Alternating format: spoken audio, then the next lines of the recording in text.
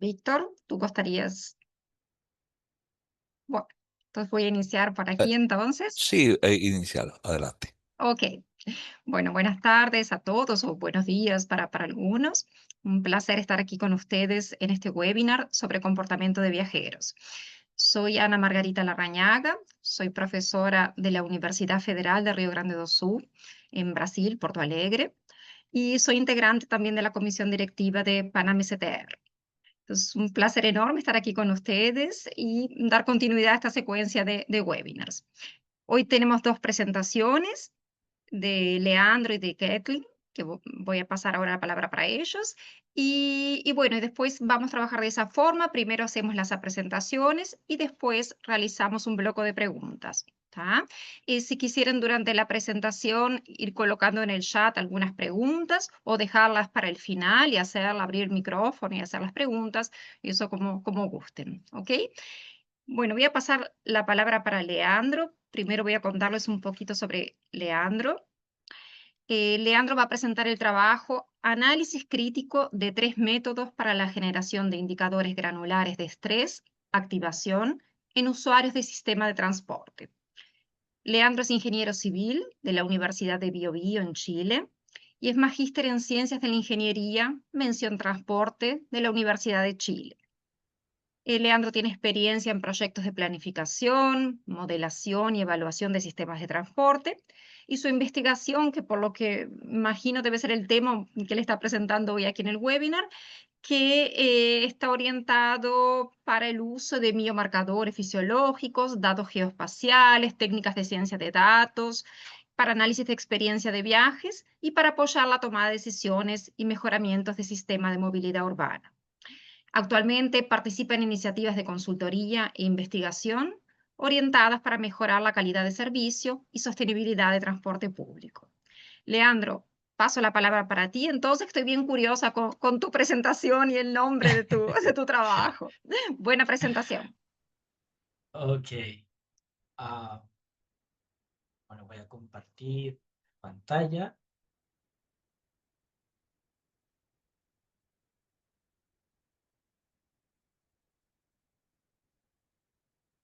¿Me pueden corroborar si se ve Sí, bien la perfecto, se ve presentación? perfecto.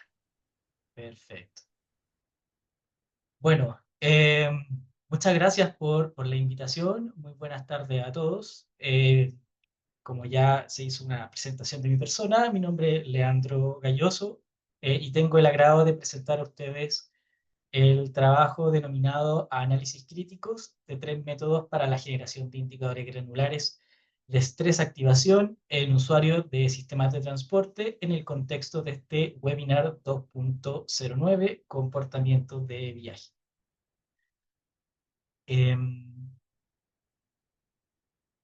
Bueno, coincidimos en que comprender la experiencia de viaje desde la perspectiva del usuario es fundamental, ya que permite identificar cómo aspectos operacionales o de infraestructura inciden en la percepción de calidad.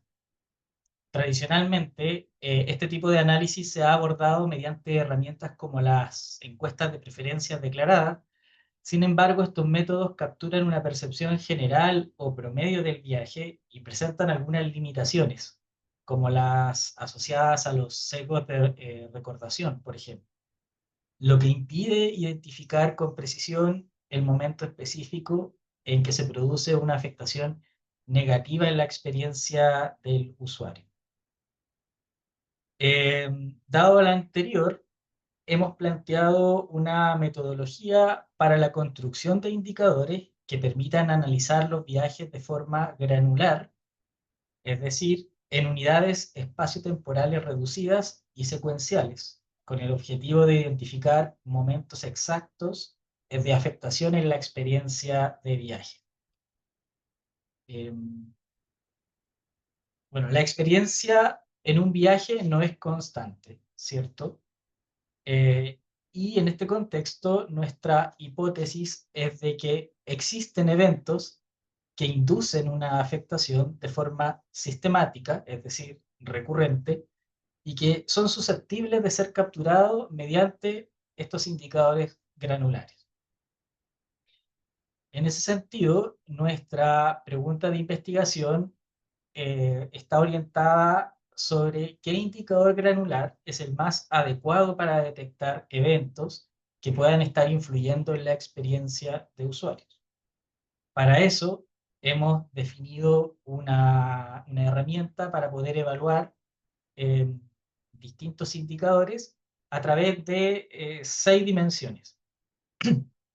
La primera dimensión tiene que ver con la precisión, eh, y esta se refiere a la capacidad de identificar zonas de afectación dentro de un viaje que sean coincidentes con un criterio experto, un criterio exógeno.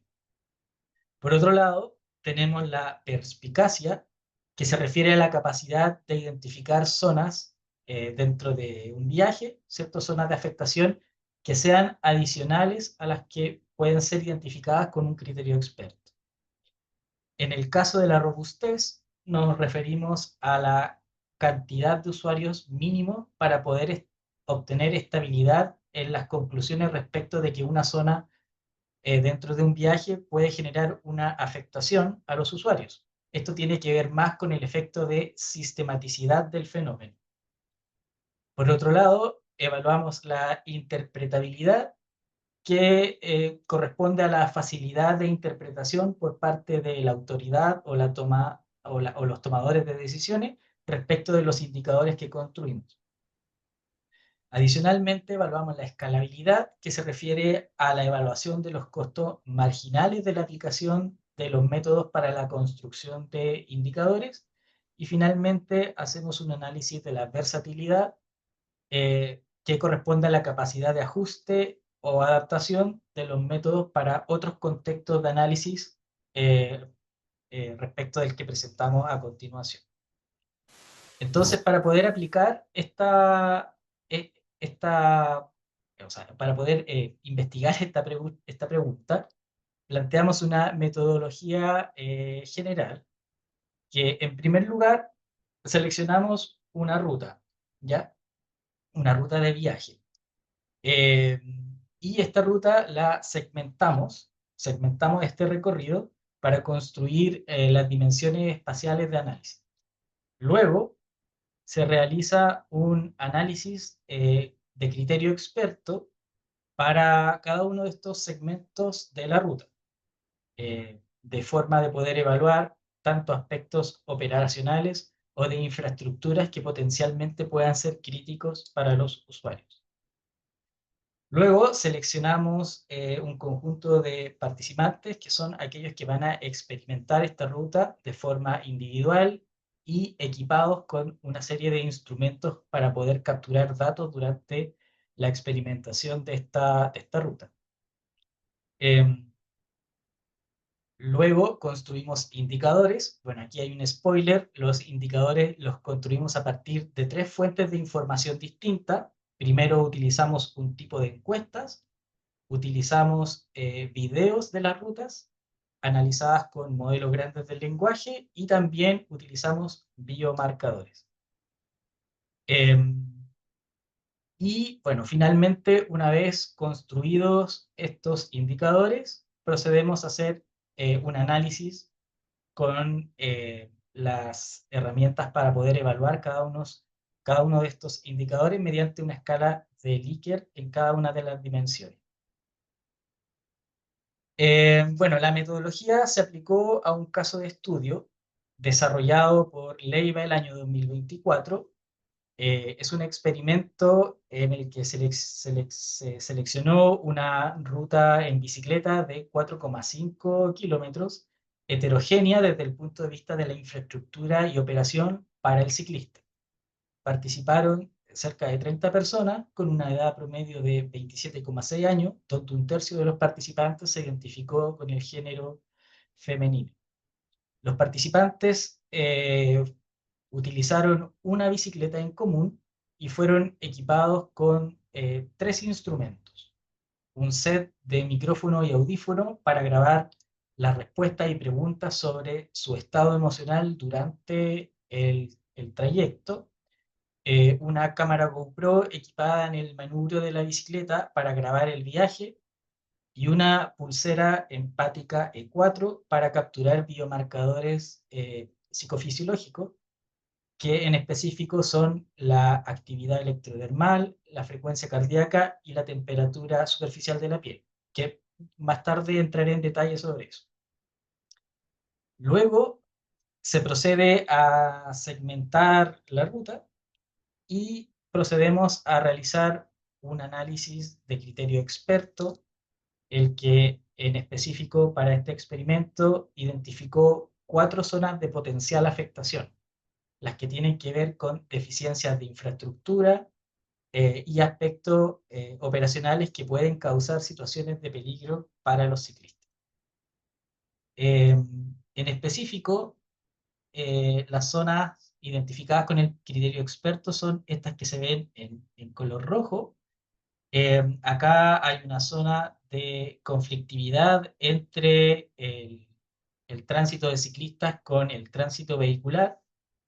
En esta zona se identificó problemas de infraestructura de la ciclovía que generan situaciones de peligro para los usuarios. Acá hay otra zona importante que se identificó como conflictividad entre los ciclistas con la operación del transporte público, y acá en la zona superior se identificó otro conflicto de infraestructura. eh, en particular, existe ahí una estrangulación de la ciclovía, hay una cuadra dentro de la ciudad donde la ciclovía desaparece y por lo tanto obliga a los ciclistas a compartir de manera abrupta el tránsito con vehículos motorizados que circulan por el sector. Bueno, los métodos.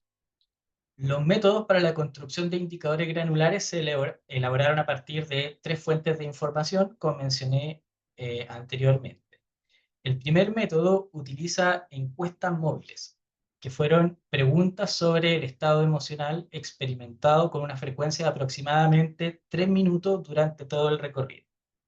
El diseño de la encuesta fue realizado utilizando una adaptación de una herramienta que se llama el circunflejo de Russell, que es ampliamente utilizada en psicología y que permite clasificar emociones en 2 dimensiones. En la dimensión de valencia, que clasifica las emociones como positivas o negativas, y la dimensión de activación, que se refiere a qué tan intensa o qué tanto se expresa en el sistema nervioso autónomo la emoción. Para dar un ejemplo, eh, por ejemplo, el estrés es clasificado como una emoción negativa, de valencia negativa y de alta activación, mientras que el estado de relajación es una emoción positiva de baja activación. El, el segundo método utiliza los videos grabados del recorrido para realizar una inferencia contextual mediante el uso de modelos grandes del lenguaje con capacidades multimodales. En específico, se utilizó una versión de ChatGPT del año 2024, en el cual se diseñó un prompt para analizar los viajes desde la perspectiva del ciclista en segmentos secuenciales de 5 minutos de 5 segundos de video.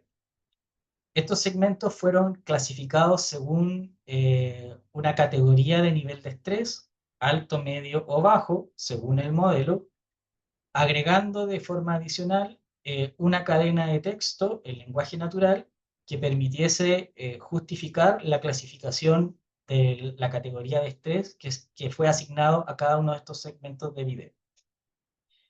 Esta cadena de texto de lenguaje natural es muy importante porque nos permitió hacer un análisis de sentimiento respecto de las razones por las cuales el modelo clasificaba eh, ciertos tramos de estrés a partir de su inferencia.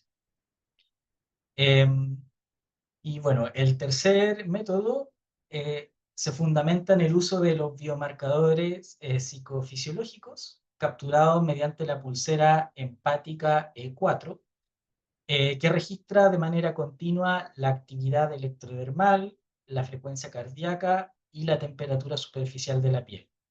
Estas señales reflejan la activación del sistema nervioso autónomo y permiten estimar de manera objetiva el nivel de estrés durante el viaje.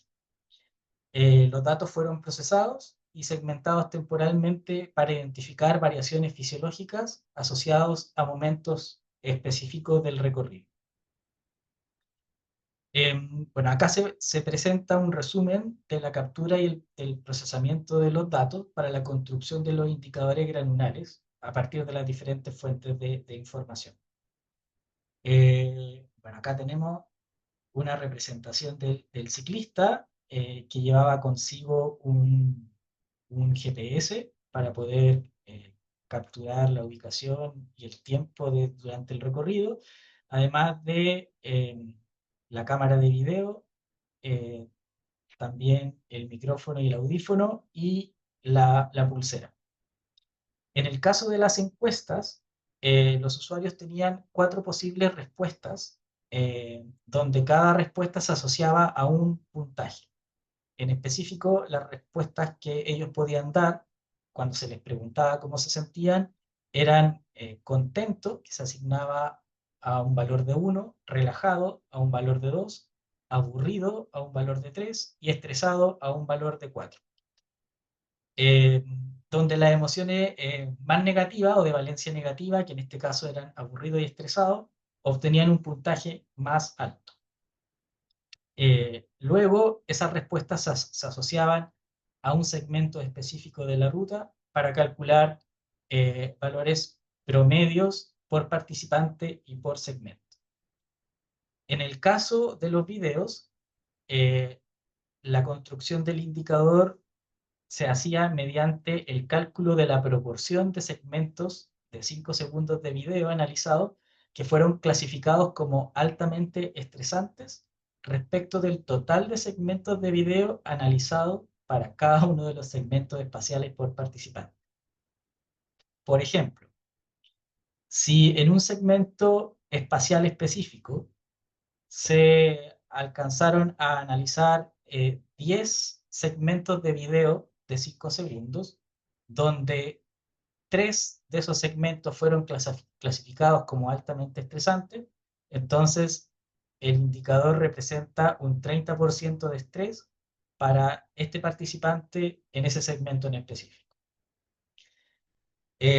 Y finalmente, en el caso de los biomarcadores, se calcula para cada uno de ellos, que en este caso fue la actividad electrodermal, la frecuencia cardíaca y la temperatura superficial de la piel, se calcularon estadísticos representativos para cada uno de los segmentos y cada uno de los participantes. Luego, para detectar cambios que fuesen estadísticamente significativos de los indicadores, se plantean pruebas de hipótesis y se realizan pruebas no paramétricas con muestras pareadas, específicamente utilizando la prueba de Wilcoxon, lo que nos da una idea de la clasificación de estrés de cada uno de estos segmentos del recorrido. Bueno, respecto de las encuestas móviles en el caso de estudio. En el panel que se ve en la imagen, en el eje de las abscisas se encuentran los segmentos del recorrido. En este caso son 45 segmentos de 100 metros, mientras que en el eje de las ordenadas están cada uno de los participantes que experimentaron el recorrido, que experimentaron el viaje. Por lo tanto, cada elemento dentro del panel representa el puntaje emocional promedio por participante por segmento y cada columna representa la distribución de puntajes emocionales promedio por segmento. En el caso de las encuestas, se realiza un análisis individual por segmento debido a la discontinuidad de la respuesta. Como pueden observar, hay varios espacios en blanco y esto es propio de la naturaleza de la encuesta, dado que hay segmentos donde no tuvimos respuestas de los participantes. Y por otro lado está relacionado con la dimensión que seleccionamos para realizar este análisis, que fueron 100 metros, lo cual puede ser muy pequeño para adquirir datos con este método. Sin embargo, realizamos un análisis individual por cada uno de los segmentos y para poder clasificar un segmento como estresante o no, definimos un conjunto de reglas. La primera regla tiene que ver con que el puntaje, o sea, que la mediana de los puntajes de cada segmento fuese superior a 2, esto es para poder separar la valencia positiva de la negativa. Además, hicimos un análisis respecto de qué tan distinta es el valor obtenido de la mediana de los puntajes por segmento respecto del valor de 2, que es el valor que separa la valencia, si hay una diferencia que sea estadísticamente significativa. Y lo otro respecto de la proporción de declaraciones que sean estresantes, que fuesen superior al 20% de la muestra. Con estas reglas, como se puede observar, pudimos identificar uno de los segmentos como altamente estresante, que cumple con las tres reglas, y otro subconjunto de segmentos dentro del viaje que cumple con al menos 2 de las reglas que nos propusimos. Cabe destacar que uno de los segmentos que se identificó como altamente estresante, cumpliendo las 3 reglas, coincide con uno de los segmentos que fueron identificados de forma previa con el criterio experto y está relacionado con el déficit de la infraestructura ciclista y el potencial riesgo para el usuario.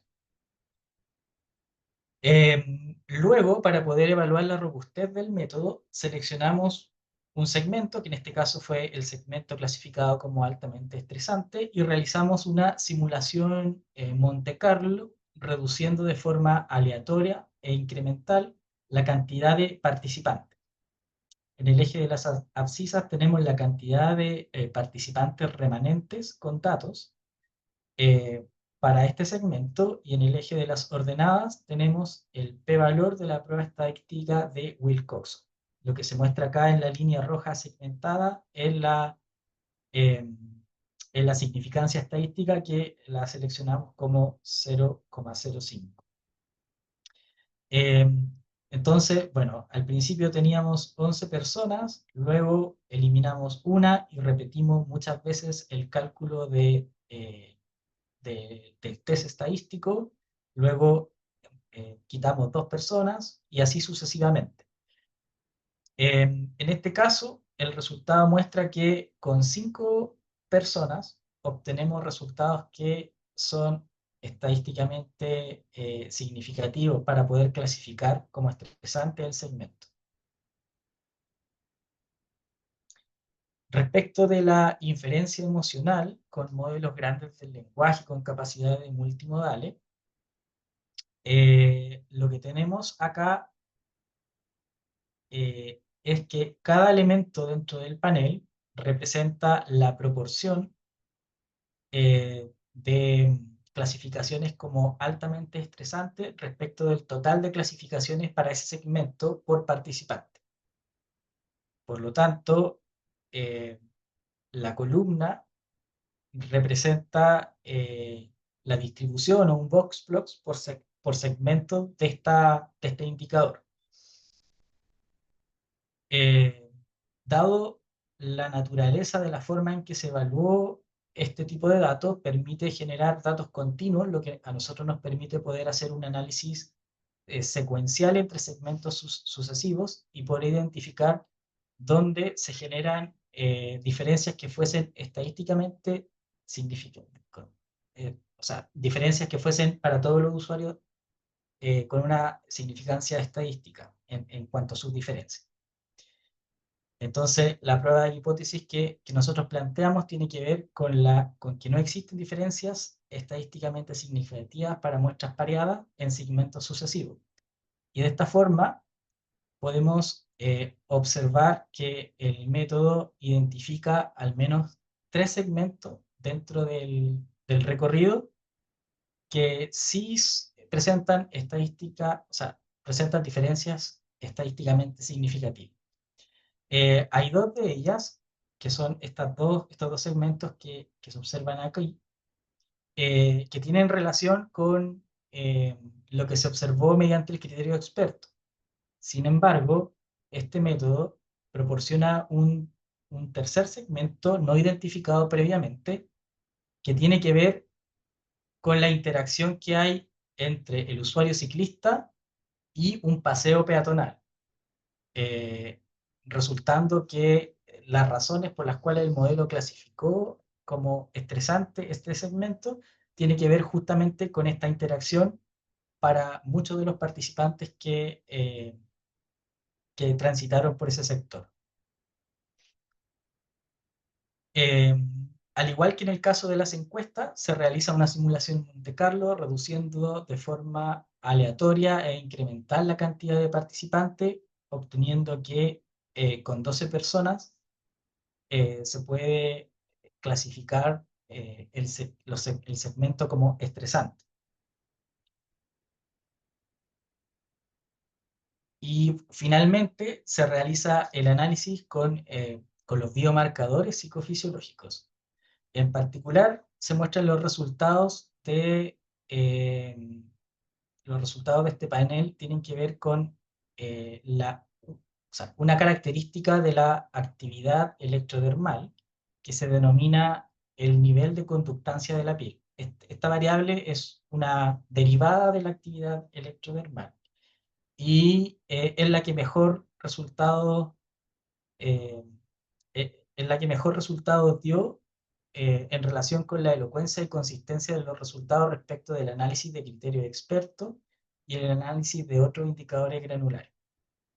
Eh, bueno, al igual que el panel anterior, eh, cada elemento representa el promedio del indicador fisiológico para cada persona y por lo tanto la columna representa la distribución eh, de, este, de esta variable para todo el segmento analizado.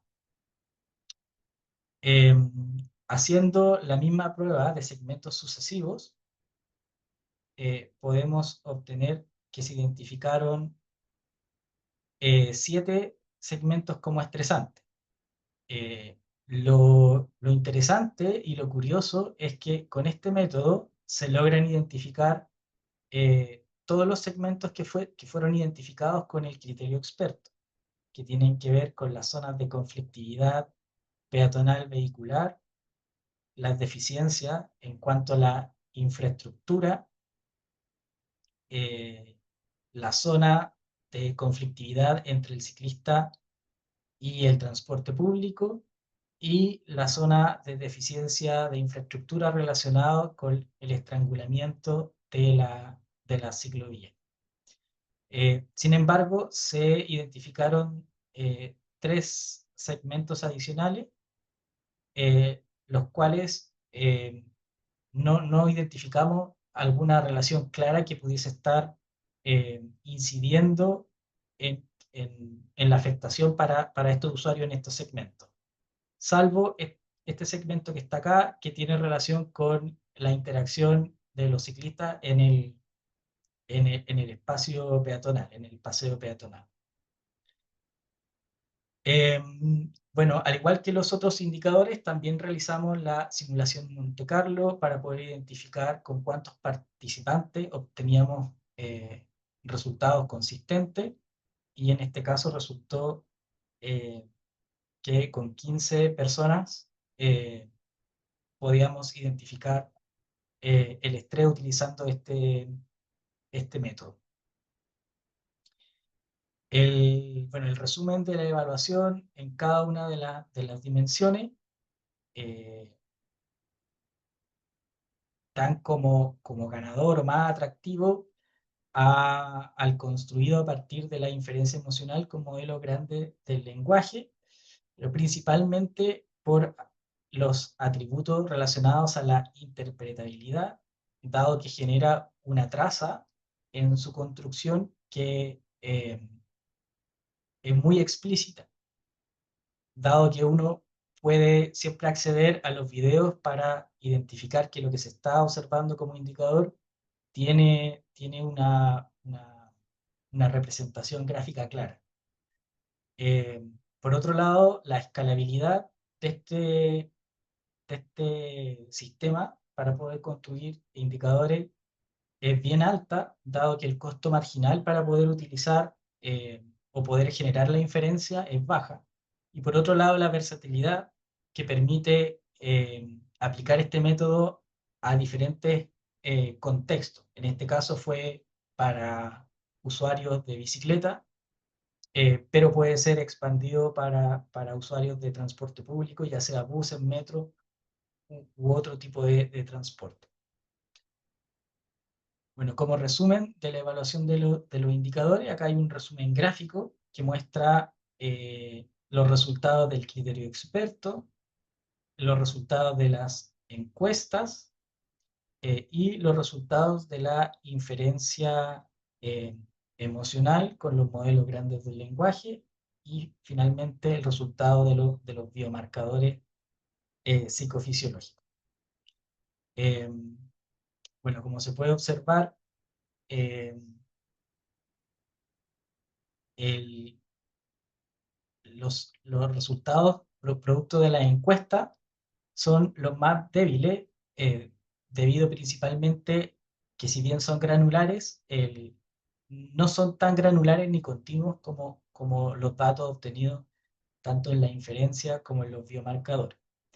En el caso de los biomarcadores, si bien logran identificar una cantidad relevante de puntos de interés, la interpretabilidad puede ser un poco más compleja si uno quiere identificar las causas por las cuales se generan este tipo de afectaciones en los usuarios.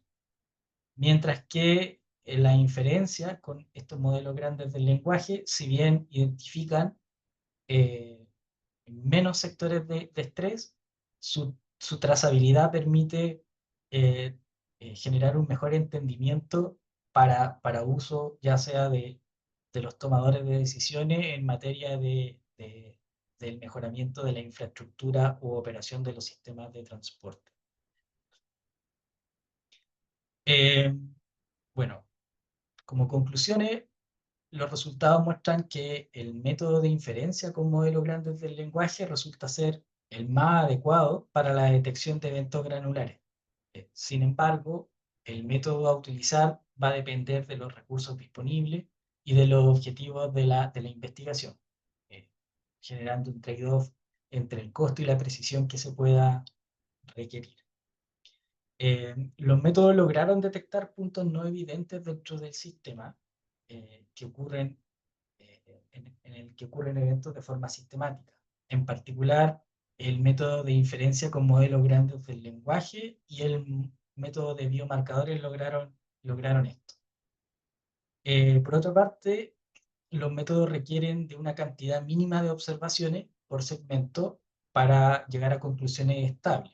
Esta cantidad mínima depende del método y oscila entre 5 y 15 personas.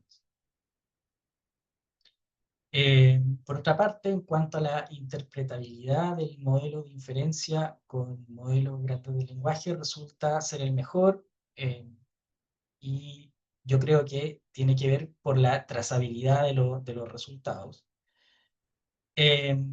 Por el lado de la escalabilidad, dentro de los tres métodos analizados, probablemente el de las encuestas móviles resulta tener una ventaja por su bajo costo marginal, que, bueno, en este caso, dado que era un experimento con ciclistas, se utilizó un sistema de audio para poder registrar la respuesta, pero en otro tipo de sistemas, por ejemplo, como transporte público, perfectamente se puede utilizar una aplicación móvil para obtener la respuesta.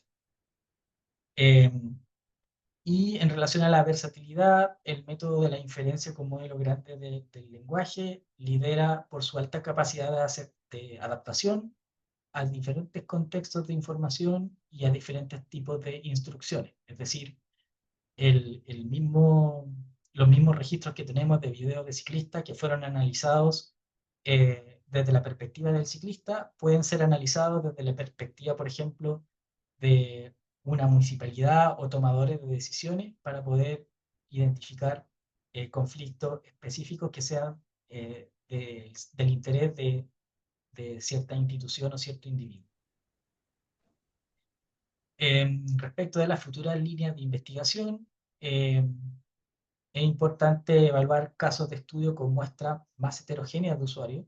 En este caso nosotros utilizamos, participaron en nuestro estudio 30 personas, pero eran estudiantes, por lo tanto tenemos una muestra más homogénea.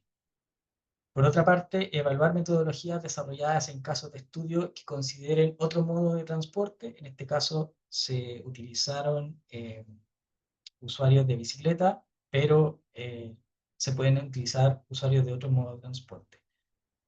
Y añadir la dimensión temporal al análisis, es decir, agregar usuarios por franja de horario, diferenciando ejemplos por periodo. En este caso, todos los usuarios que participaron en el estudio lo hicieron en diferentes horas del día, pero puede ser interesante quizás solamente seleccionar usuarios de la punta mañana o de la punta tarde, dado que la experimentación de la ciudad en distintas horas del día resulta ser distinta también. Y finalmente, profundizar en las relaciones causales de las variables del entorno en la percepción de los usuarios. Muchas gracias.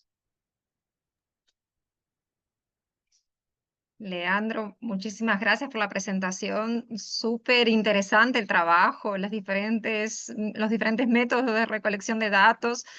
Súper interesante. Ya tenemos algunas preguntas en el chat. Yo también quedé con algunas curiosidades que quería preguntarte, pero vamos a dejar todas las preguntas para el final. Okay. Ahora paso la palabra para Kathleen y después en el bloque final hacemos las preguntas, ¿está? Entonces, déjame abrir aquí para... ¿sí? Entonces, la presentación ahora de Kathleen Salazar Serna, que el título es Modeling Urban Transport Behavior and Policy Effects Through Agent-Based Approaches. Kathleen es doctora en Ingeniería de Sistemas e Informática de la Universidad Nacional de Colombia. Es profesora asistente de la Pontificia Unidad Javeriana, sede Cali, Colombia. Es investigadora en movilidad sostenible con enfoque de género, experta en modelación y simulación basada en agentes, aplicada al análisis de políticas públicas de transporte. Es miembro de la Red Académica de Movilidad, RAM, y de la Sociedad Internacional de Modelado y Simulación. Kathleen, paso la palabra para ti, entonces, buena presentación.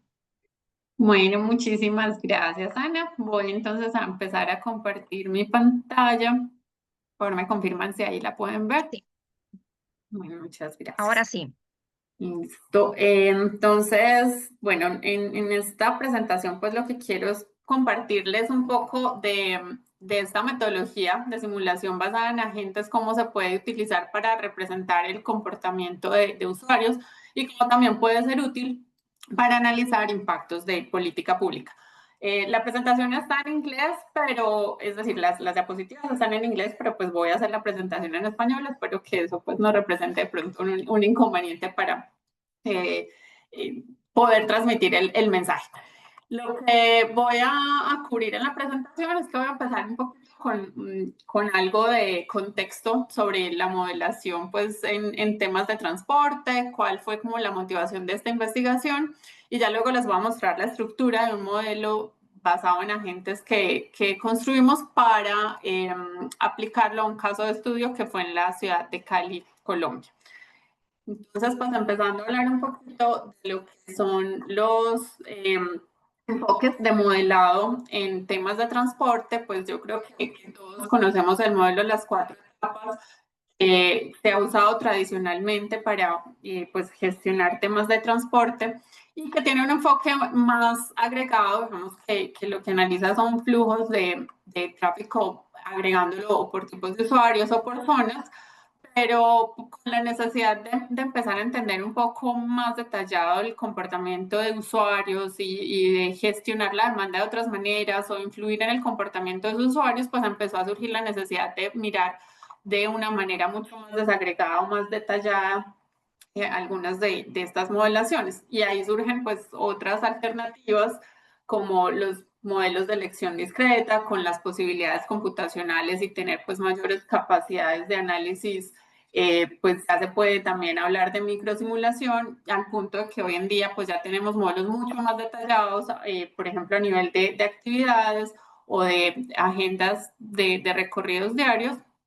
Y en esa necesidad de representar de una manera mucho más realista el comportamiento de los usuarios para poder influir en esos cambios para gestionar de mejor manera el tema pues, o la planeación de transporte, la modelación basada en agentes surge como una alternativa interesante para poder representar esos comportamientos y hacerlo de una manera muy detallada a nivel de individuos, representando mucha heterogeneidad, pero también permite a la vez agregar y hacer análisis a ciertos niveles meso y macro.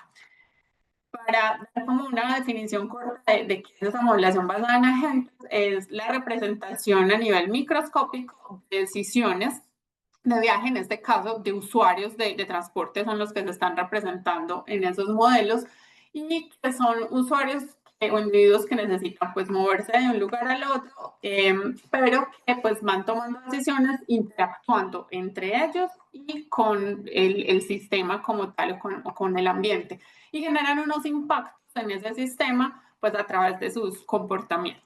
Ahorita pues lo retomamos como un poco más en detalle cuáles son los componentes de estos tipos de modelos y por qué son tan útiles para poder representar comportamiento de usuarios.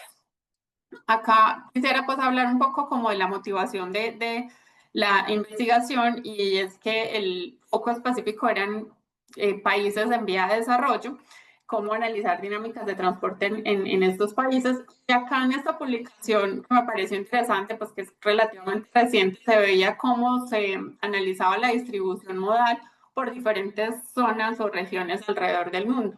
Y se muestra como en el norte, en Estados Unidos o en Canadá, por ejemplo, pues depende mucho del vehículo particular, y el uso del transporte público pues es mucho más bajo, pero curiosamente en esas zonas en donde están concentrados los países en vía de desarrollo, que son los que tengo aquí señalados con estas flechitas, pues uno ve que hay una participación importante del transporte público y también de los modos activos. Entonces uno dice como que, bueno, es interesante porque estamos teniendo unos modos de transporte más sostenibles en estos países en vía de desarrollo, pero lo que pasa con esta publicación es que no está mostrando toda la realidad de lo que pasa en nuestras ciudades, y es que tenemos una alta dependencia de la motocicleta. Entonces, esta fue como una primera motivación de empezar a mirar, bueno, ¿qué podemos hacer para analizar esas dinámicas de transporte en estos países en vía de desarrollo, que tenemos unas características y unas condiciones un poco diferentes a los estudios que se hacen pues, en países más desarrollados? Y es que tenemos una gran presencia de motocicletas, que están principalmente concentradas en poblaciones de bajo y medio ingreso que utilizan la moto como medio de transporte principal para ir desde su casa al trabajo, y pues que eso se combina también como con una percepción de la baja calidad del transporte público, y eso hace entonces que pues ese gran número de motocicletas que están en circulación sin mucho control, que se tengan unas altas tasas de siniestralidad, que tengamos ya problemas de contaminación del aire por el nivel de emisiones, porque ya tenemos unos volúmenes muy altos de ese tipo de vehículos, y pues temas de, obviamente, de congestión. Al nivel de que, al punto de que en Colombia, por ejemplo, hoy en día ya tenemos el 62-63% de toda la flota de vehículos está compuesta por motocicletas, o sea, es el principal modo de transporte en Colombia. Entonces, con eso surgieron algunas preguntas. Pues, ¿cómo podemos analizar cuáles son los factores que influencian la elección modal en los países en vía de desarrollo? cómo intervenciones de política podrían influenciar en esos comportamientos de viaje y en las decisiones o elecciones del modo de transporte y cuáles podrían ser unos posibles impactos a nivel de movilidad urbana de evaluar ciertas intervenciones. Entonces, planteamos esas preguntas y pues pensando en cómo representar esas dinámicas de movilidad era importante considerar los diferentes aspectos que pueden influir en esas dinámicas. Entonces, hay unos aspectos desde el punto de vista, digamos, del ambiente, en términos de infraestructura o del clima o de la geografía del lugar específico que queramos analizar, pero también hay otros aspectos más socioculturales que pueden influir. Entonces, por ejemplo, el tema de las percepciones que se tengan sobre los atributos de transporte, temas asociados a aspectos culturales de la ciudad o del territorio que se quiera analizar y características de los individuos. Y por eso, pues no podríamos generalizar o aplicar los mismos modelos que se aplican en países desarrollados, en países en vía de desarrollo, y por eso pues hay diferentes dinámicas. Acá en la foto de que pues en Holanda o en los Países Bajos se usa mucho más la bicicleta, pero pues por ejemplo en Colombia tenemos que la motocicleta es más popular. Entonces, ¿cómo hacer para representar como esos elementos que afectan las dinámicas de movilidad? Y ahí surge la modelación basada en agentes como una buena alternativa porque nos permite integrar todos esos elementos que acabo de mencionar. Acá entonces lo que estoy mostrando son los diferentes componentes del modelo que se desarrolló. Este es un pantallazo de la interfaz del modelo que fue desarrollado en un software que se llama NetLogo. Y pues como primer elemento hay que definir cuál es el modelo conceptual o cómo se van a relacionar las variables que se van a considerar en el modelo. Y muy importante, para esos individuos que toman decisiones autónomas, hay que definir unas reglas de comportamiento. Entonces ahí entra a jugar pues como esa parte de cómo representar el comportamiento humano. Y esos individuos tienen unas características. Entonces hay que definir cuáles van a ser esos atributos para poder representar esos individuos de una manera mucho más fiel a la realidad de la población del territorio que se está analizando. Y como mencioné hace un rato, esos individuos interactúan entre sí para tomar decisiones, entonces ahí es importante considerar el tema de las interacciones sociales. Y eso se representa a través de una red social. Y por supuesto, pues tener en cuenta las características geoespaciales de la ciudad. En este caso, acá estamos representando la zona urbana de Cali, esas son las comunas de la ciudad. Hablamos ya un poquito como de ese modelo conceptual. Lo que se hace es representar un sistema de transporte en donde hay unos usuarios que inicialmente tienen un modo de transporte. Acá estábamos enfocados en mirar vehículos particulares, motos y transporte público, porque eran los que más influían en temas de congestión, de siniestralidad y de emisiones. Entonces, pues fueron los que se consideraron en el modelo. Los individuos realizan un viaje, después de ese viaje evalúan la satisfacción que obtuvieron y acumulan experiencia de uso. Con esa información ellos evalúan su modelo mental, que es el que determina cuáles son esas reglas con las que ellos toman las decisiones, y dependiendo de eso, pues usan el mismo modo de transporte, o si están muy satisfechos y no quieren seguir con eso, pues ellos cambian de modo y nuevamente realizan un viaje. Vamos que esto es como el módulo de toma de decisiones, pero en el sistema, digamos que hay unas variables que pueden influir esa satisfacción que calculan estos individuos, y que además hay unas variables que pueden ser intervenidas a través de políticas públicas que cambian entonces ese estado del sistema. Por ejemplo, a través de impuestos, de cambiar tarifas, de diferentes intervenciones que pueden entonces afectar en esa toma de decisiones. Ahora, ¿cómo se puede representar el comportamiento humano o definir esas reglas? En este caso, acá el modelo está usando una teoría que se llama el CONSUMAT, que es una teoría de comportamiento del consumidor que integra diferentes teorías de comportamiento humano y de toma de decisiones, que dice que las personas toman decisiones basadas en la satisfacción con su alternativa actual y la incertidumbre que tengan sobre otras alternativas que tengan disponibles. Esa satisfacción es calculada como una función de utilidad que considera varios atributos. En este caso estamos considerando los costos, el tiempo, el confort, las emisiones, el tema de seguridad vial.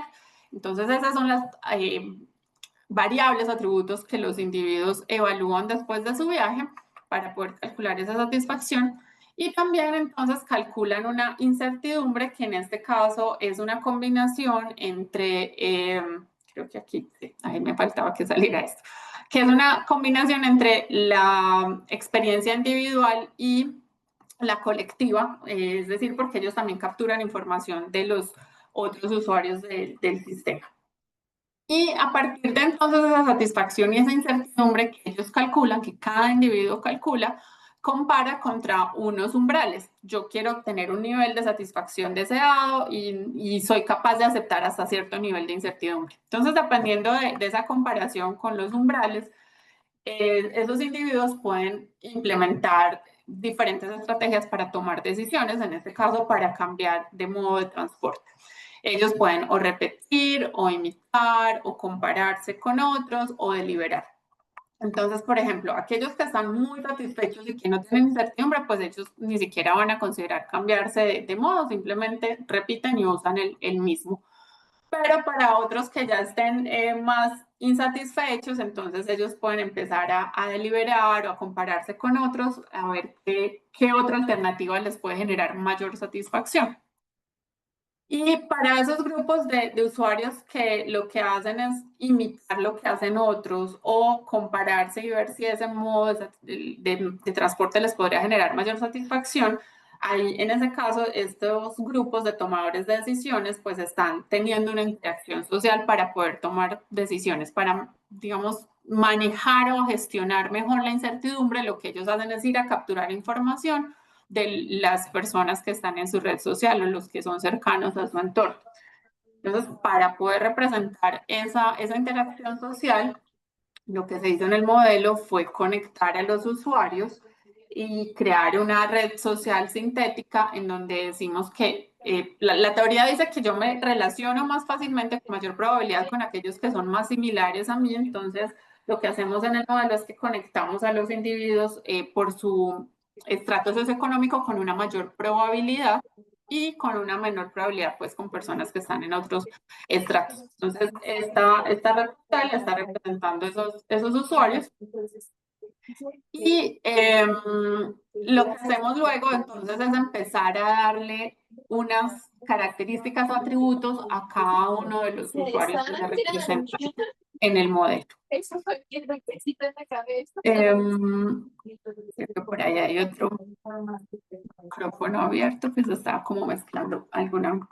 Bueno, entonces aquí tenemos que los usuarios se representan con unas características como la edad, el género, el estrato socioeconómico y algunas percepciones sobre los modos de transporte que también son personales o individuales. Esas características se alimentan de diferentes fuentes de datos de la ciudad, pues por ejemplo datos del censo de cuál es la distribución de los estratos, de las edades, pero por ejemplo el tema de las percepciones se toma de una encuesta que diseñamos e implementamos en la ciudad.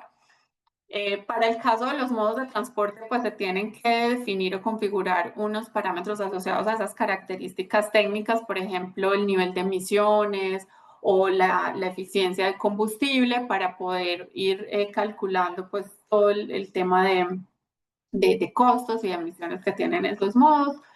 Y con respecto a la ciudad, pues se usa la información geoespacial, también la distribución socioeconómica, porque en Colombia es muy marcado que los barrios tienen asociado pues un estrato socioeconómico, entonces eso también se tiene en cuenta, así como los flujos de personas de acuerdo a las encuestas de origen-destino, de qué comunas a qué comunas se mueven con mayor probabilidad.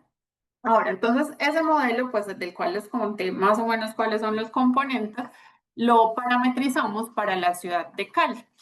Está ubicada en el suroccidente colombiano Acá está el departamento del Valle del Cauca y aquí tenemos la ciudad de Cali representada entonces en sus 22 comunas que son la zona urbana. Cali es una ciudad que tiene alrededor de 2 millones de habitantes y que tiene una alta concentración de la población en estratos 1, 2 y 3. Y esta es la distribución que representamos en el modelo. Los usuarios del transporte público masivo, que en la ciudad tenemos pues como un BRT, que es el mío, la motocicleta y los vehículos particulares.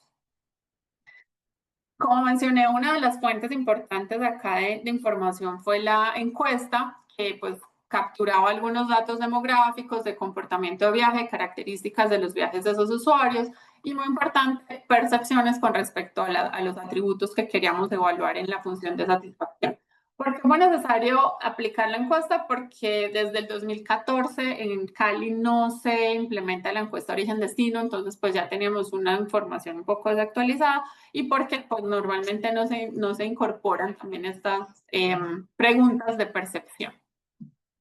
La encuesta se aplicó a 970 usuarios que nos sirvieron para analizar, por un lado, validar cuáles eran los atributos o las características que le íbamos a asignar a los individuos y que de verdad fueran pues significativamente influyentes en la decisión del modo. Entonces ahí validamos que el sexo, que la edad, el estrato socioeconómico, por ejemplo, pues era importante y que sí los debíamos incluir como atributos dentro del modelo.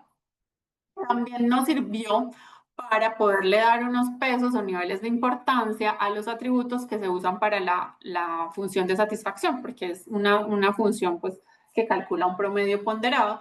Y ahí encontramos que dependiendo de los estratos socioeconómicos, las personas valoraban de manera diferente esos atributos. Entonces, pues a través de varias pruebas estadísticas encontrábamos, por ejemplo, que las personas de estratos altos pues valoran mucho el tiempo, digamos que esta es la variable más importante de manera transversal, pero el confort y la seguridad es muy importante para ellos, mientras que no tanto para los usuarios de estratos más bajos, y para ellos, por ejemplo, pues es más importante el tema de los costos. ¿Cierto? Entonces, pues reflejando esas diferencias en las percepciones, también incluimos eso en el modelo, diferenciando los niveles de importancia que se le dan a esas variables.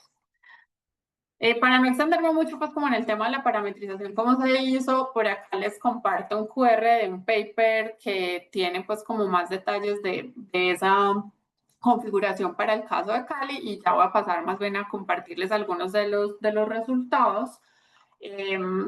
Tenemos el modelo se configuró con los datos de Cali iniciándolo para el año 2022. Se representaron este número de usuarios de transporte, pero pues se tiene que usar una escala para que el modelo pueda correr pues, y funcionar bien para representar esos usuarios. Se hizo una simulación durante 10 años donde se estaban representando entonces usuarios que se movían en la hora pico en un trayecto del hogar al trabajo o al lugar de estudio. Y dentro de los indicadores que se usan para analizar o hacer monitoreo a lo largo de la simulación, estábamos viendo cómo era la distribución modal. Y algunos indicadores, por ejemplo, como generación de toneladas de CO2, la velocidad promedio de viaje y las tasas de siniestralidad. Finalmente eran esas externalidades o impactos negativos que queríamos ver cómo pudiéramos mejorar desde el punto de vista pues, de gestión de la movilidad, tratando de influir en las elecciones modales de los usuarios. En el caso base que se corrió, encontramos que para el caso de la ciudad de Cali, el número de vehículos particulares que se seguirían usando si no se hace ninguna intervención en el sistema y si todo sigue y las percepciones y la infraestructura y todo en el sistema se mantiene igual a como se inicializó el modelo, lo que se espera es que empiece a crecer o que siga más bien creciendo la concentración de usuarios en vehículos particulares y en motocicletas, que de hecho pues es algo que se viene observando en los últimos años y que si vemos acá la línea azul que representa el número de usuarios que se mueven en transporte público, pues continuaría creciendo. Eso representaría al menos alrededor de unos 85% de usuarios moviéndose en alternativas privadas y que decayera más o menos a un 16% la participación de los usuarios en transporte público, lo cual adicionaría una cantidad inmensa de vehículos y motocicletas pues extras en las calles que tenemos hoy en día. Entonces, pues eso obviamente exacerbaría problemas de congestión, de siniestralidad y de emisiones. Acá tenemos la comparación de ese caso base con algunas intervenciones que se empezaron a hacer en el sistema. Entonces empezamos a mirar, bueno, ¿qué pasa si se pone la tarifa del transporte público gratis? ¿Será que todo el mundo se mueve a usar este modo de transporte? Porque pues veíamos que el tema del costo era importante en la elección. Pero pues empezamos a comparar con otras alternativas como incrementar la frecuencia del servicio del transporte público o incrementar la percepción de seguridad, y veíamos que realmente el resultado que creíamos que se iba a tener con la disminución de costos no fue tan fuerte o no tenía ese crecimiento de los usuarios de transporte público como sí lo hace, por ejemplo, la percepción de seguridad, que terminó siendo una de las variables pues, muy importantes acá a la hora de evaluar esos atributos del medio de transporte para los usuarios de la ciudad de Cali. Entonces empezamos a implementar diferentes intervenciones y hacer cruces, combinaciones entre ellos. Entonces identificamos de varias políticas que probamos o intervenciones, como les mencioné algunas. Por acá tenemos otras, como incrementar el costo de compra del carro o incrementar los costos de operación de la motocicleta. Empezamos a ver qué impacto tenía eso en los diferentes porcentajes de los modos y en los indicadores en los que teníamos interés, como las emisiones, las tasas de accidentalidad o las velocidades promedio del sistema. Entonces empezamos a ver que cuando se intervenía solo un factor, los cambios eran muy tenues, no había un cambio fuerte en el sistema o en esos comportamientos de los usuarios. Entonces empezamos a hacer combinaciones para ver si se lograba como apalancar el efecto de esas políticas. Entonces finalmente hicimos unas combinaciones nos permitían ver cuál era el impacto en esas tres externalidades que queríamos evaluar. Y, por ejemplo, encontramos que una de las que era más efectivas en desincentivar el uso de la motocicleta y disminuir las emisiones y los niveles de siniestralidad era la combinación entre tener pues, transporte público gratis o un incentivo en el transporte público, mejorar la calidad del servicio a través de incrementar la frecuencia y tomar acciones que pudieran mejorar la percepción de seguridad de los usuarios, y van a tener entonces buen impacto en esas variables que queríamos analizar. Sin embargo, en temas de velocidad promedio del sistema, pues como más gente va a estar usando el transporte público y la velocidad promedio de esta era menor, pues nos dimos cuenta que pronto esa no era la mejor manera de medir el tema de congestión, porque no se tenía un impacto a nivel de sistema. Cuando uno va a mirar los individuos, sí se mejora su satisfacción por los tiempos de viaje y por mejores velocidades, pero cuando lo miramos a nivel agregado, pues no era un indicador que nos estuviera mostrando que se contribuía en ese tema de congestión. Entonces, esto es como un resumen de cómo estuvimos analizando esas intervenciones de política. Y para volver entonces como retomar las preguntas que habíamos planteado al inicio de cuáles serían esos factores que estaban influenciando la elección modal, pues pudimos validar que en efecto habían unas variables de tipo demográfico a nivel de los individuos que sí estaban afectando en la decisión. El tema de las percepciones de transporte pues también tenía un impacto fuerte. Es decir, en los costos, en la comodidad, en el tiempo de viaje, en la siniestralidad. Y validamos que el tema de la influencia social pues también tenía un papel preponderante en esa toma de decisiones, que fue uno de los elementos como, digamos, innovadores a tener en cuenta en este modelo, el tema de la influencia social. Y pues para el caso específico de Cali pudimos ver cómo se generaban cambios en la distribución modal, que en el caso de los largos tiempos de viaje y la baja percepción de seguridad en el uso de los usuarios del transporte público, pues eran unos de los motivos por los cuales estaban migrando a alternativas privadas, y que en el caso de la motocicleta, pues el bajo costo, los tiempos de viaje influyen en que sea una alternativa muy atractiva. Pero algo curioso es que la gente, a pesar de que percibe la motocicleta como un modo de transporte muy riesgoso en términos de siniestralidad vial, aún así la siguen eligiendo. O sea, no es uno de los factores más decisivos a la hora de elegir su modo de transporte. Porque en el caso pues, del vehículo, los que ya tienen un carro, por el confort y la seguridad que les ofrecen, no están dispuestos a devolverse a usar el transporte público. Entonces, por eso finalmente algunas de las alternativas o intervenciones que estábamos probando, cuando veíamos que solamente se afecta un único factor, pues el impacto no es tan grande o tan fuerte como el esperado. Y eso hace que sea un poco más retante para los tomadores de decisiones, que tengan que combinar diferentes alternativas de política, y que además eso, conectado con que los niveles de importancia que le dan los usuarios a los diferentes atributos del modo de transporte, hace que sea pues más complejo encontrar una fórmula única para todos los usuarios. Lo que aprendimos de esto es que entonces posiblemente toca empezar a mirar políticas segmentadas por diferentes tipos de usuarios o por las ubicaciones que tienen a nivel geográfico en la ciudad, y que una política no necesariamente va a tener el impacto deseado para todos los usuarios, y que este tipo de modelación, o digamos enfoque desde la modelación basada en agentes, pues lo que nos permite es tener como un laboratorio virtual en el que tenemos unos usuarios con suficiente heterogeneidad que nos va a permitir analizar los impactos de diferentes políticas, pero más segmentados o diferenciados dependiendo como de estos grupos de usuarios. ¿Qué estamos trabajando ahorita?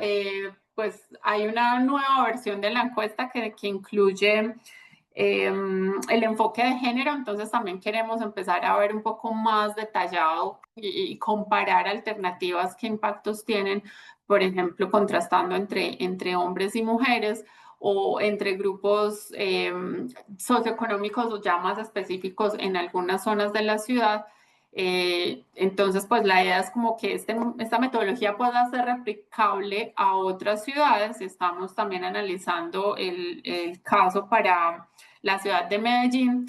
Entonces, pues esto era como lo que les quería compartir hoy, que este enfoque de modelación basada en agentes puede ser una herramienta adicional para analizar impactos de políticas, y que si bien puede ser un poquito complejo armar el modelo, una vez que ya está diseñado, es muy potente para poder analizar diferentes intervenciones.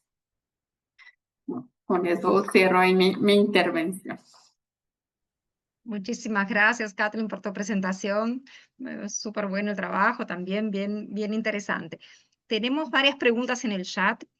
Solo me gustaría iniciar con una pregunta para Leandro primero, una curiosidad. Quedé con varias, Leandro, pero voy a hacer una sola ahora y paso para los demás después si da tiempo, si no conversamos en otro momento. Una pregunta que me surgió cuando tú estabas presentando los 3 métodos. No voy a preguntar ahora solo del primero, si da tiempo pregunto de los otros. Si entendí bien, lo que hicieron fue equipar con un audio a los ciclistas, a las personas que iban en la bicicleta, y en la medida que las personas recorrían el trecho, se les iban haciendo algunas preguntas sobre su estado emocional y la persona respondía. Es eso, en esa escala de 1 a 4 que tú comentaste, de contento, relajado, aburrido, estresado, era eso, ¿no? Sí. Entonces, así, la pregunta es que la persona iba recorriendo el trecho, ella recibía el audio y respondía. ¿Respondía instantáneamente en ese trecho? ¿Respondía después? ¿Ustedes atribuyeron la respuesta al segmento que ya estaba percorriendo o al segmento donde había sido hecha la pregunta? Digamos, ¿a cuál se asignó la respuesta, el estado emocional? La respuesta fue asignada al momento que la persona respondió. Sí, efectivamente. Respondió, entonces tal Ahora, vez era de este trecho y respondió un poquito más adelante. sí, del análisis que nosotros hicimos respecto a ese punto en particular, efectivamente habían pequeños delay y habían un par de datos que efectivamente estaban traslapados. Y Ujú, tuvimos que hacer una corrección respecto a eso. ujú. Pero en principio la respuesta fue asignada al momento en que la persona respondió. Respondió. Y esa escala de 1 a 4, ¿por qué de esa escala Likert usaron de 1 a 4? Digo, esos valores de la escala Likert, ¿salieron de algún lado? ¿Ustedes que fijaron? ¿De dónde es que salieron esos valores? Porque es que quedé pensando, porque esa es la que dio más diferente que los otros, ¿no? En cuanto a los resultados que tú mostraste. E identificó únicamente uno de los puntos críticos de los segmentos identificados. Eh, Tal vez variando la escala, tal vez atribuyendo otra escala, podría haber sido diferente e identificar otros segmentos. En ese sentido que va mi pregunta. Sí, la verdad es que la forma en que construimos ese método efectivamente puede haber condicionado de cierta forma los resultados. Ahora, en particular, ¿por qué de 1 a 4? Eso tiene que ver con la forma en que se estructuró la pregunta con esta herramienta del circunflejo de Russell que puede clasificar las emociones en 4 cuadrantes. Entonces, Ujú, le atribuimos un valor asociado a la clasificación de las emociones en virtud de esos 4 cuadrantes. Ahora, otro aspecto que también puede haber influido en los resultados es qué tan restrictivos fuimos respecto de las 3 reglas que utilizamos para clasificar un segmento como estresante para el caso de la encuesta. Dado que ujú, las encuestas tenían el problema de la secuencialidad de la respuesta, o sea, había muchos espacios vacíos, dada la naturaleza en cómo se capturan los datos, sí. eh, entonces no pudimos hacer un análisis como sucesivo, así como se hizo en el caso de los videos y en el caso de los biomarcadores. Por lo tanto, en el caso de estas 3 reglas, quizás efectivamente pueden haber ciertas restricciones que hicieron que menos segmentos se declararan como estresantes de los que pudiesen haber visto. Eh, Ujú, y lo otro es también la elección del tamaño del segmento, que nosotros lo consideramos como 100 metros, pero eso es una variable que también se puede generar, o parametrizar y obtener mejores resultados, específicamente para el caso de las encuestas que quizás necesita una dimensión más grande espacial. perfecto. Muchas gracias, Leandro. Súper, súper interesante. Hay otras preguntas. Una pregunta inicialmente que era de Darío. Darío, te gustaría abrir el micrófono y preguntar?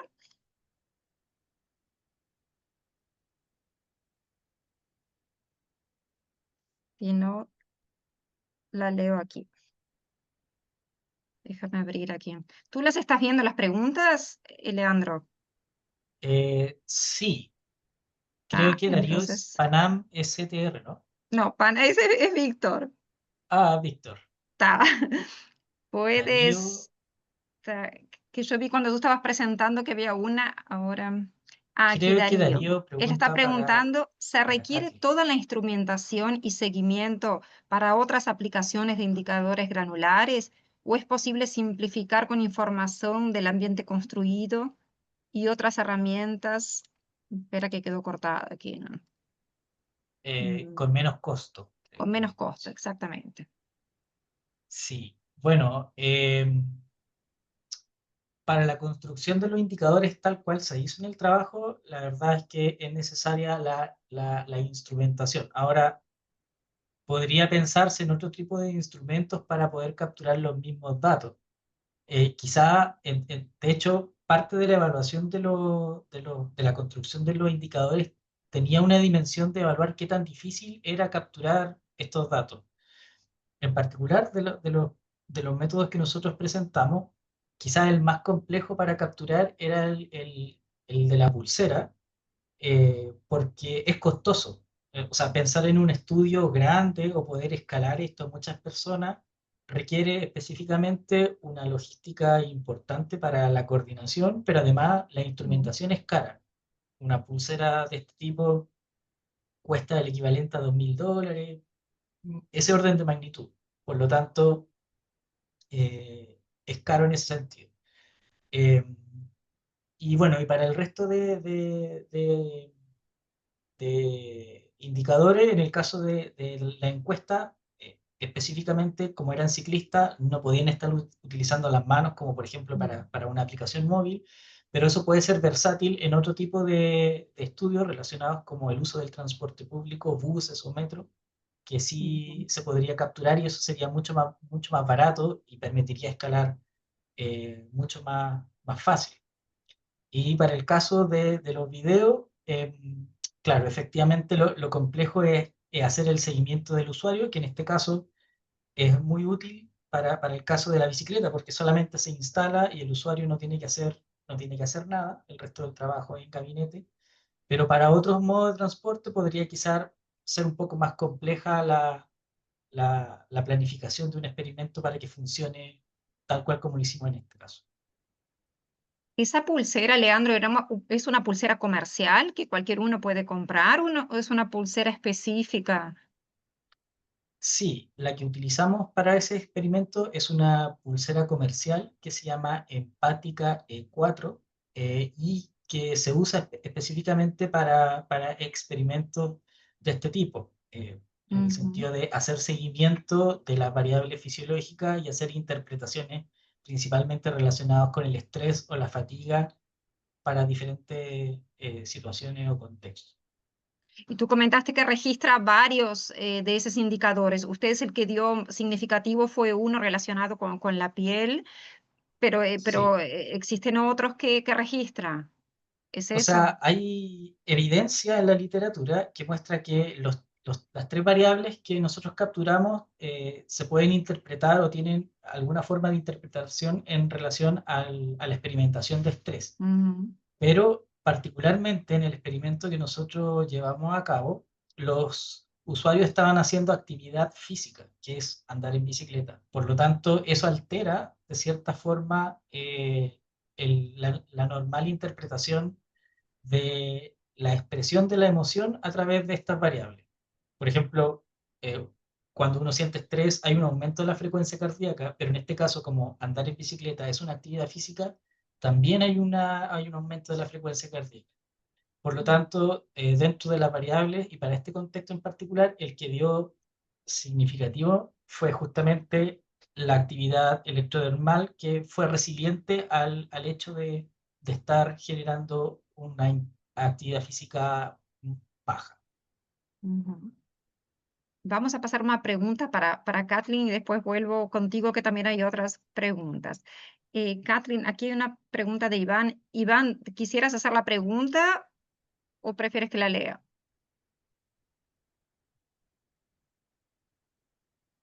Bueno, vamos a leerla aquí entonces. Voy Iván está ahí. Oh, conduciendo, por favor, la puedes leer, per- Ana. Muchas gracias. Saludos a oh, todos. bueno. Bueno, espera que ahora cerré aquí. Solo un momento aquí. Aquí Iván pregunta, dice, gracias por tu presentación y tiene dos preguntas.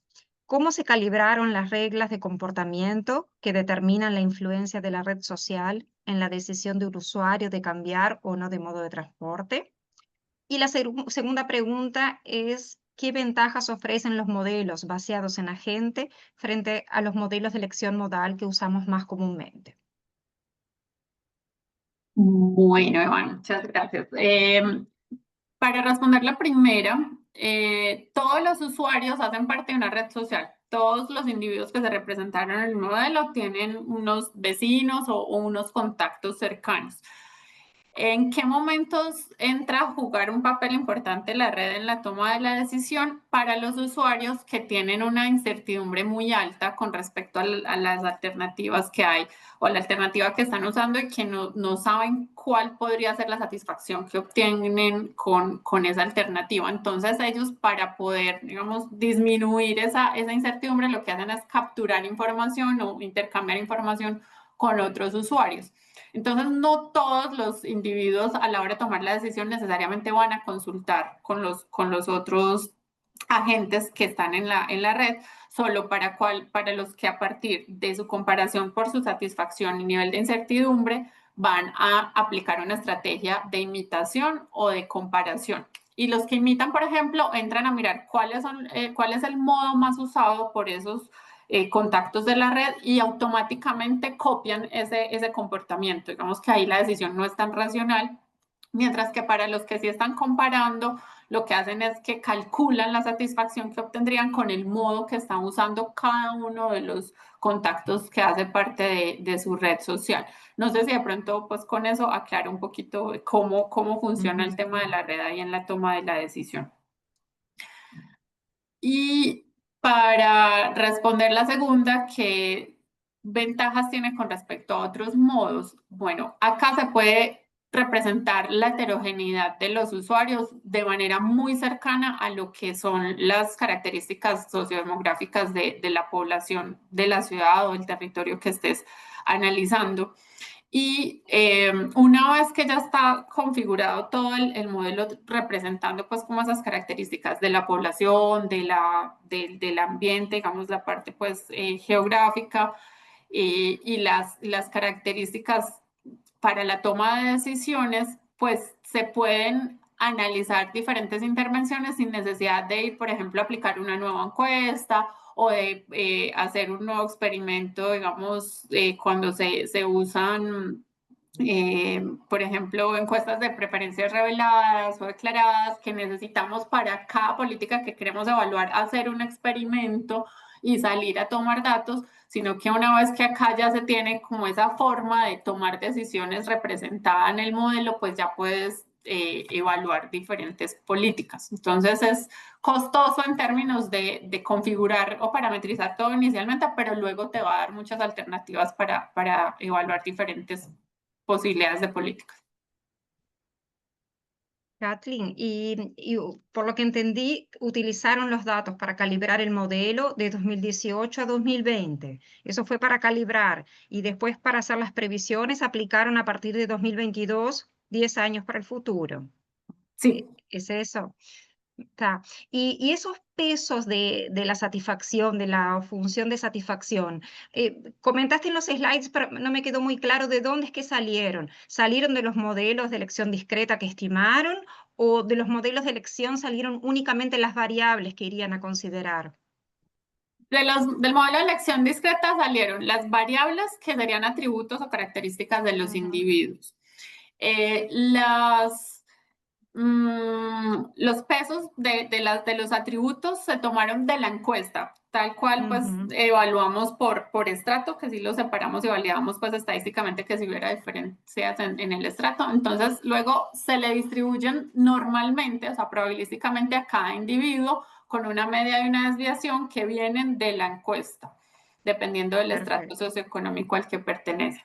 Y otra cosa que usamos a partir del modelo de elección discreta es que para esos usuarios que son deliberadores, que son los que pues están insatisfechos, pero y también tienen mucha incertidumbre, empiezan como a evaluar las diferentes alternativas del sistema. Para esos usuarios la elección se hace con base en las probabilidades que vienen del modelo de elección discreta.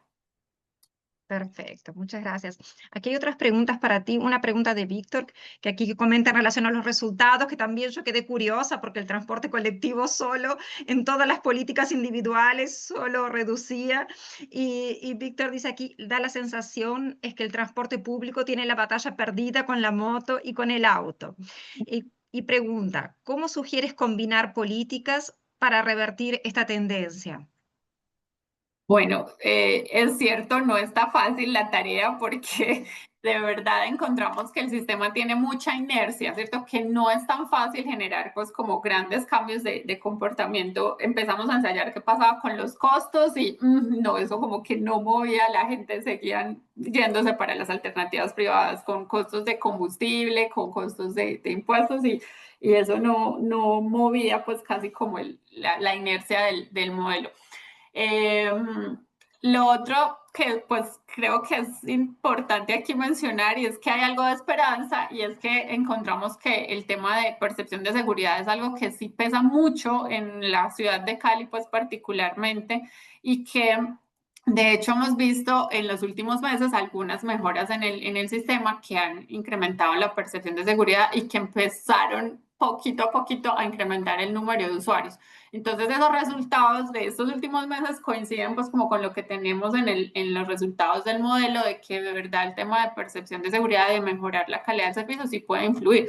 O sea, no es una única cosa que se pueda hacer y que pueda tener impacto porque pues no es solo los costos, no es solo la frecuencia, no es solo la seguridad, pero esa sí es muy poderosa, el tema de la seguridad, sí, percepción de seguridad, sí encontramos que puede mejorar y salvar aún el sistema de transporte público, aclarando que sí, que no es tan fácil y que no es una cosa inmediata tampoco, porque si hay mucha inercia, o sea, el que ya se pasó para el carro y para la moto, pues va a ser difícil que se devuelva, pero sí podemos mantener la masa actual, más nuevos usuarios que empiecen a entrar al sistema. Y la seguridad pública en América Latina es una variable que aparece tanto en todos los trabajos, si es transporte público, en caminabilidad, en bicicleta, realmente es una variable que no aparece en otros contextos, pero Sí. en América Latina siempre, siempre está presente y siempre con gran relevancia. Aquí Darío tiene una pregunta que dice así, ¿qué tan difícil es trabajar la metodología de agentes? Pregunta si el software es abierto y si procesar toma mucho tiempo. Existen varias alternativas de software. La que nosotros usamos, que se llama NetLogo, es una plataforma de acceso libre. Es, creería yo, la más utilizada a nivel pues, internacional. Sin embargo, hay otras opciones de pago que también muchas veces esa opción de pago pues, está asociada a capacidad de cómputo y de procesamiento. Entonces, pues en el caso de NetLogo tiene ciertas limitaciones, sin embargo, dependiendo del tamaño del modelo, pues uno puede usar escalas de representación y si uno tiene un computador o acceso a un servidor, pues digamos que puede hablar de horas de procesamiento de correr la simulación y no de días, así que creo que pues es algo que es todavía manejable. Muchas gracias, Kathleen. Leandro, una última pregunta para ti aquí y ya vamos a terminar infelizmente porque son 15:30 ya. 15:30 aquí en Brasil, ¿no? No, en otros lugares son otros horarios. Aquí la pregunta de Víctor, agradece tu presentación y aquí si tú estás leyendo tal vez sea mejor tú ir respondiendo. Son esas preguntas 1, 2 y 3. Primero, si los 3 métodos son complementarios o excluyentes. Ok, te escuchamos entonces. Ok. Bueno, sobre si los 3 métodos son complementarios o excluyentes, ¿en qué caso específico recomienda cada uno de ellos según el estudio? Bueno, la verdad es que son métodos que son complementarios más que excluyentes. Los 3 buscan dar respuesta a una misma pregunta a través de enfoques diferentes. Parte de este estudio lo que hizo fue realizar los 3 en simultáneo justamente para poder comparar los resultados de estos 3 métodos y además hacer un análisis sobre qué tan fácil es aplicar uno o qué tan fácil es aplicar otro. Respecto de en qué casos específicos recomendarías para cada uno de ellos, bueno, va a depender de los objetivos de la investigación y de la disponibilidad de datos. Por ejemplo, para el caso del análisis de sistemas de transporte que surjan a través de la disponibilidad de datos de video, como por ejemplo en sistemas de transporte como buses que ya vienen con cámaras integradas, es un espacio fértil para poder hacer análisis de este tipo. Quizá no específicos como los que se hicieron en este estudio, pero dada la versatilidad del método, sí configurar diferentes formas para poder entender la experiencia del usuario a partir de estos datos que ya son pasivos, ¿ya? Y que podría uno eventualmente utilizarlo. En el caso de la encuesta también puede ser útil generar espacios para poder aplicarlos de forma masiva, quizá en aplicaciones que ya se usen para dotar de información de sistemas de transporte público, quizá agregar nuevos módulos que permitan recolectar información de los usuarios a través de este tipo de encuestas y generar quizá hotspots dentro de la ciudad donde existan problemas recurrentes. Y en el caso de las pulseras, yo diría que en los escenarios más eh, eh, ideales para poder utilizarlas son en condiciones controladas, principalmente en experimentos que puedan planificarse desde un laboratorio o en muestras controladas de la ciudad, porque son los datos quizás más sensibles en términos de los ruidos que se puedan obtener. Entonces, hay que tener muestras controladas para lograr resultados que sean útiles. Bueno, la segunda pregunta sobre el estudio se hizo para ciclistas. ¿Puede ser empleado para usuarios de otros modos? Sí, efectivamente, la idea, una de las líneas futuras de investigación es poder ampliar el uso de este tipo de indicadores para otro modo de transporte, en particular para los usuarios del sistema de transporte de buses. Eh, Ese es un público objetivo y dado la forma en que se utiliza el transporte público de buses, puede resultar interesante conocer para ciertas líneas, por ejemplo, cómo evoluciona la experiencia de viaje utilizando este tipo de herramientas y así poder descubrir quizás aspectos operacionales que pueden ser, que no pueden ser tan evidentes al momento de utilizar otras herramientas como las encuestas de preferencia declarada. Y sobre el comportamiento de otros usuarios, por ejemplo, conductores de auto, influencia el resultado. La influencia puede variar según la hora del día, cómo controlar estas variables. Claro, bueno, respecto del comportamiento de otros usuarios, no sé si entiendo bien ahí a lo que se refiere, pero efectivamente uno puede hacer seguimiento con este tipo de indicadores a diversos tipos de usuarios. El conductor de automóvil privado también es un sujeto eh, que puede ser materia de este estudio, dado un comportamiento repetitivo quizás si es un usuario reiterado de automóvil. Otro tipo de usuario también que resulta relevante pueden ser incluso los conductores de los servicios de transporte público, dado que están continuamente recorriendo un mismo sector, una misma línea.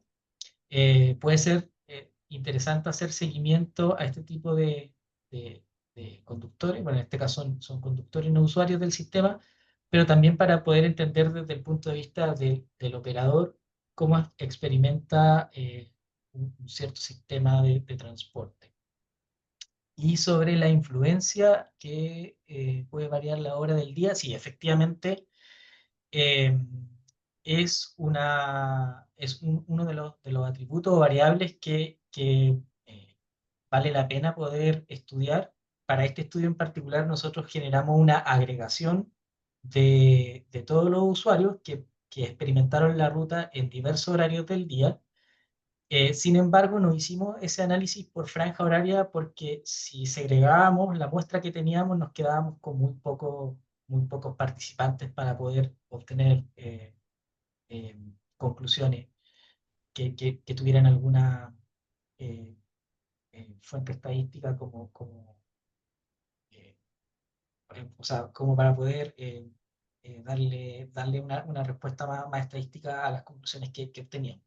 Pero sí, efectivamente, parte de lo que nosotros creemos es que las ciudades se experimentan de forma distinta dependiendo el horario del día y lo más probable es que se puedan obtener conclusiones diferentes en función de los horarios en que se hagan estos análisis. Así que efectivamente es una variable que se tiene que controlar. En este estudio no se hizo por el tamaño de la muestra, pero sin lugar a duda es algo importante a realizar. Gracias, Leandro. Kathleen, ¿tú querías hacer algún comentario? Sí, yo sé que ya estamos muy cortos de tiempo, pero no quería dejar pues como pasar la oportunidad de hacerle un comentario a Leandro, y es que precisamente desde el punto de vista de lo que encontramos como en la percepción entre hombres y mujeres hay una diferencia muy grande. Entonces de pronto puede ser también una perspectiva que piensen incluir como en trabajos futuros, porque aun cuando sea la misma ruta, la misma horaria, el mismo horario, puede ser que la percepción para hombres y mujeres cambie mucho, y eso pues también pueda influir en los resultados, como para que lo tengan en cuenta. Muchas Muchas gracias, gracias. Kathleen, Bueno, vamos sí, a toda la tener razón. que terminar por aquí. Muchas gracias, Kathleen, Leandro, por sus presentaciones. Gracias a todos por acompañarnos. Y les recordamos que la convocatoria para enviar trabajos para el Congreso PANAM, que está abierta, ahí en el chat, lo primero que aparece es el link del Congreso, donde está toda la información sobre los trabajos. Entonces, esperamos sus trabajos y los esperamos en el Congreso. Entonces, bueno, muchas gracias a todos. Hasta el próximo webinar. Gracias, chao. Chao.